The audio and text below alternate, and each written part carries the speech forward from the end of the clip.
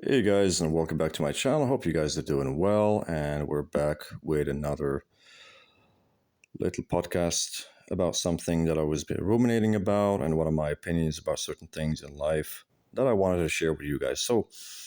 Many people consider, especially the progressive type of people, they consider that humans have been in a constant state of evolution, as in we have been slowly evolving towards the modern life. So they consider that the year 2024 would be the pinnacle of human evolution and human development, as opposed to, let's say, the Stone Age or the caveman times, right? However, in my opinion, I see it actually in the opposite way. From my perspective, I actually believe that humans have actually been devolving, slowly devolving over the years and the centuries. When we were living in the wilderness as hunter gatherers, the original humans, the early humans, the primitive humans, that was the pinnacle of humanity. That was the state of humanity that should have been.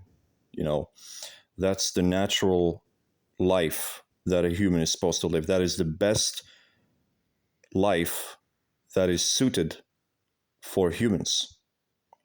And ever since that, reaching up until this point, has been nothing but a slow decay, degradation, and devolution. So it's not actually an evolution, it's a devolution. It's going down, it's getting worse and worse and worse.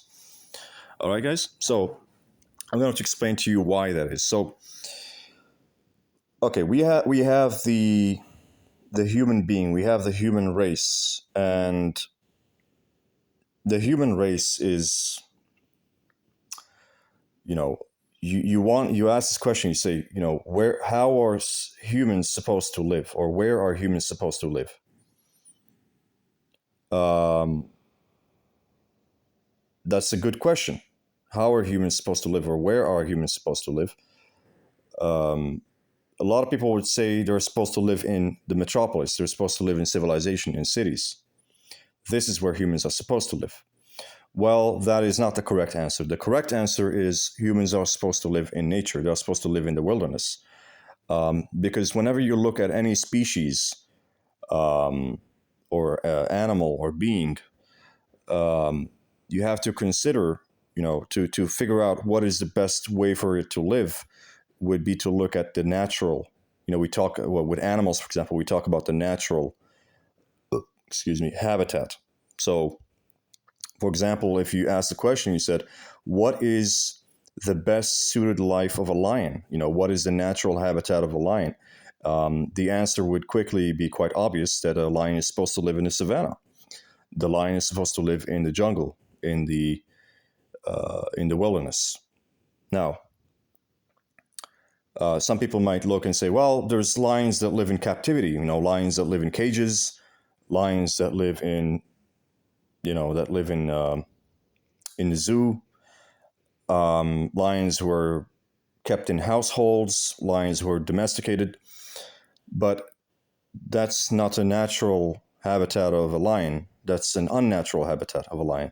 So this is not really a good barometer to judge where a lion is, or how a lion is supposed to live. A lion is actually supposed to live in the jungle, in the wilderness.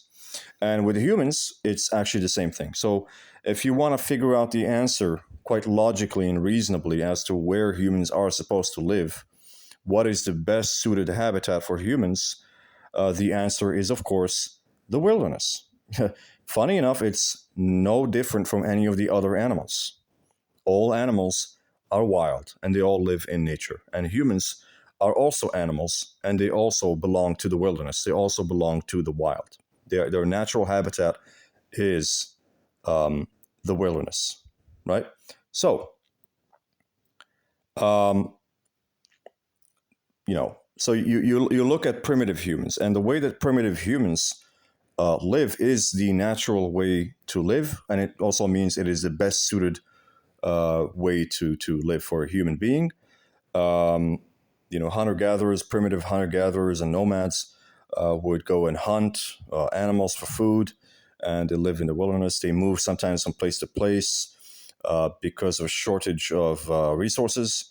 Because maybe if they stay in one location and they start hunting for quite a while, they might have to move to another location when the resources run out to go and find other animals that they can hunt. So they had to constantly be on the move, not just for the sake of moving, but for the sake of resources, for the sake of finding animals that they could hunt, because those resources can be depleted over time. So that's just how humans are supposed to live. And of course, eventually, this led over time to a degradation, which is, of course, the the degradation that we live under right now.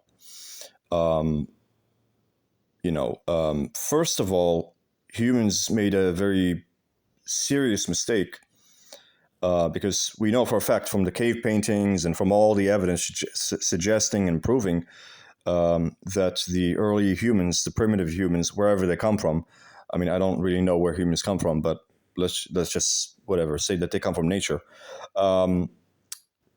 We all know that they've been hunting animals for from the beginning of time, and the first mistake that the humans have made was that they started to domesticate cattle.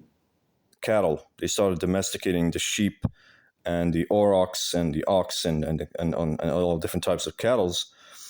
And when they did that, it was quite a big mistake, because then they were no longer living a natural life, and they were no longer hunting animals.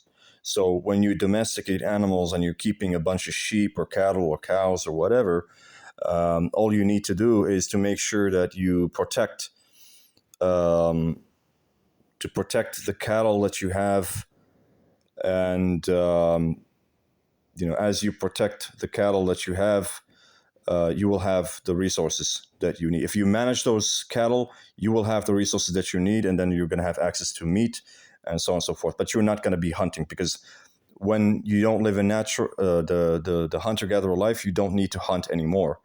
So we had to, at that point, as we became pastoralists, we gave up on the hunting and gathering, and we started to just keep the sheep, because we don't, if you keep the sheep, you don't really need to hunt, right? And if you don't need to do it, you probably wouldn't do it. And then, at this point where humans were pastoralists, they were still, of course, getting access to a lot of healthy food, healthy meat, healthy food, healthy lifestyle in general. It's still living a nomadic lifestyle as a pastoralist is still very, very extremely healthy and extremely good. Of course, we know for a fact, when you compare like all the disorders and diseases that humans have in modern society, from heart disease to diabetes to high blood pressure to cancer to Alzheimer's to all of these different diseases that humans have, which are quite common. And of course, a lot of people are diseased and sick, and they do die from these diseases. And of course, we see that there is, of course, a lot of people in modern society who are obese and who are way too fat, way too obese. And and of course, these diseases do not normally exist in the original hunter-gatherer tribes. So all the hunter-gatherers, even the ones that live to this day that we can go and meet and talk to, we notice that they do not have diseases. So they do not have, they never die of heart disease. They never die of heart disease. They never die of diabetes. They never die of cancer. They never die of all of these diseases that plague our society. They do not have this problem because they're eating healthy diets. They're eating meat, honey, and fruit. So they don't have access to any foods which will harm their bodies and cause these diseases. So, of course, when we look at this, we can easily tell that it's a degradation, because the humans Because how we do judge, it's pretty clear that hunter-gatherer societies are a million times superior to the modern um, society, to the civilized society, and the reason for that is because um, we judge superiority in terms of the quality of life that can be offered within a society. So the quality of life and the health of the individuals concerned, uh, there is no comparison whatsoever. When you look at civilized people, there is rampant use of drugs, there is rampant use of alcohol, there is rampant diseases, heart disease, diabetes, Alzheimer's, cancer, all these diseases. People are morbidly obese, obesity rates are through the roof. There is rampant unhappiness. A lot of people are unhappy in the civilized world. You can look up the statistics, for example, like the rate of unhappiness, the lack of happiness is actually quite tremendous in the civilized world. So actually, the joy of life is very, very, very low in the civilized world. I think recently they did a poll, statistical poll, looking at European countries and said, asked them, uh, a bunch of people said, what, do you feel that your life has a purpose or a meaning? And many countries said, no, we don't. Uh, Countries like France, Germany, Netherlands, a lot of them had very high rates of respondents saying that, like 75%, 70% people saying, no, we do not feel that our lives are meaningful. We don't believe in it. We don't feel that there is a meaning to our lives. So, of course, anybody that argues that the modern civilization is in some way or shape or form superior to the hunter gatherers or to the pastoralist nomads is only deluding themselves. Because by which standard, by which barometer are you judging this superiority? Because in my opinion, I would say the superiority would be for the human, because in the end, the human being is the center of the attention. The human being is the most important, um, you know, important thing by which we would judge whether the civilization is superior to the hunter gatherers or not. We have to look at the humans. How is this society able to help or ensure gratification and pleasure and happiness and joy and health in that individual? But this is the funny part. When you look at civilized modern civilizations, they are not able to provide happiness and joy and health to any of their humans. Actually, most of the humans are unhappy. Most of them are unhealthy. Most of them are sick. Most of them are diseased. Most of them are miserable. Psychologically, they have depression. They have a lot of mental. I mean, I talked about physical diseases, but there's, of course, a lot of mental diseases and psychological diseases, um, you know, that operate quite a lot in the modern society. And of course, when you look at the hunter-gatherer societies and the pastoralist societies, like the Maasai, for example, they do not have these problems. They are healthy. They have no physical disorders. They are mentally sane. They have no mental disorders. They are happy. They're joyful. They wake up every day with a lot of pleasure and happiness. And as such, it can be quite easy to prove and provide evidence that actually the hunter gatherer and the pastoralist societies are way, way superior and developed and advanced compared to the modern civilization.